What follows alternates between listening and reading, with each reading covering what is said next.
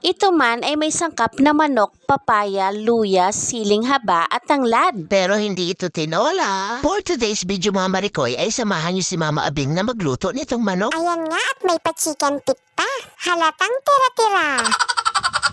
Pareho man ito ng sangkap sa tinola, pero hindi ito tinola mga Marikoy. Kung hindi, ginataang manok with papaya. O diba, ang healthy. Bukod nga sa manok ay kailangan natin ng mga papaya dito Marikoy. Itong bawang sibuyas, mga sariwang siling haba at luya, at kung gusto ng extra anghang ay itong mga siling labuyo. Syempre pa ang ating ibibidang tanglad o lemongrass. Ayan Marikoy, hindi natin kailangan gumastos ng bonggang-bongga. Itong ating mga tire-tirang manok, at kung may tanim tayong papaya at may hihilahin tayong tanglad ay kering-keri na. Charis! Ang lemongrass o tanglad ay isa sa mga powerful na pampalasa. At alam nyo bang ito ay kalahi ng mga damo? Basic lemongrass nga, diba? Hindi lang ito mabisang sangkap sa pagluluto, ito rin ay mainam gawing tea o tsaa. Ayan Marikoy, habang binabalatan natin itong mga papaya at ginagayat itong mga sangkap at habang minamarinate natin itong mga manok sa patis at paminta, ay pag-usapan na natin itong ating bida. Alam nyo bang itong tanglad ay nagtataglay ng central compounds na may kakayahang patayin ng mga damaged cells or mga cells na nade-develop abnormally na habang hinahayaan itong mga healthy cells na tumubo o ma-develop ng maayos. At dahil dyan, itong tanglad o lemongrass ay na-considered bilang halamang gamot na may anti-cancer properties. O diba, ang syala. At alam nyo bang ang regular na pagtake nito ay magdudulot ng pagka-normalize ng function ng ating pancreas ng trabaho ay mag-produce ng insulin. Kaya mainam ito sa may mga diabetes. Ayan Marikoy, kapag nabalatan na natin itong papaya, ay hiwain natin ito ng malalaki. Nagaya nga sa pangtinola, ito ay mayaman sa iron. Kaya mainam sa may mga anemia.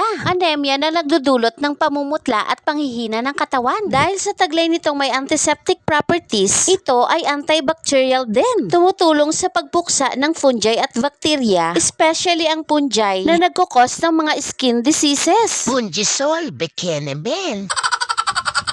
Ang tea nito ay mainam sa may sipon, mainam sa ating digestive system, kaya iwas bloating at iba pang uri ng pananakit ng tiyan. Ito ay may tulong sa paglinis ng ating liver at kidneys dahil ito ay may diuretic effect or nakakapagpaihi, kaya mainam sa detoxification o paglabas ng mga toxins sa ating katawan. Ayan Marikoy, para makuha natin ang lasa nitong ating bida, ay kailangan nating pitpitin ang dulo nito.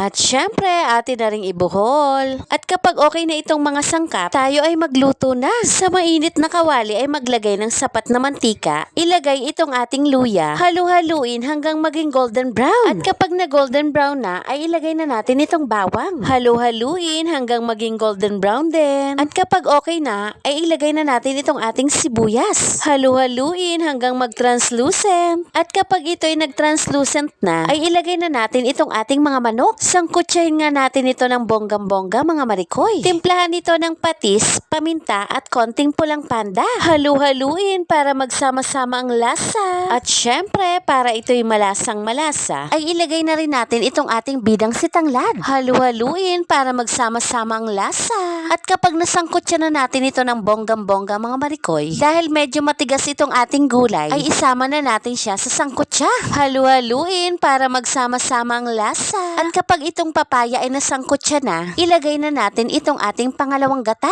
Halu-haluin lang natin ito mga Marikoy. Pwede natin itong takpan. Nasa proseso nga tayo ng pagpapalambot nito mga Marikoy. Bukas halo tayo dito mga Marikoy. Alam nyo bang itong tanglad tea ay nakakababa ng ating bad cholesterol? Pinabababa nito ang ating LDL or bad cholesterol without lowering our HDL or good cholesterol. Sana all!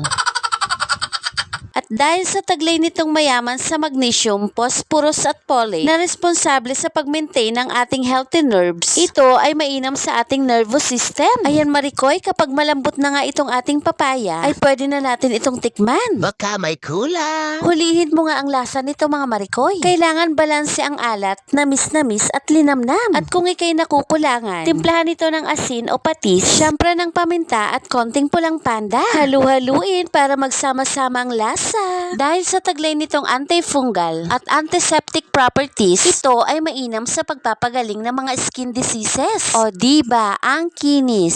Sana all.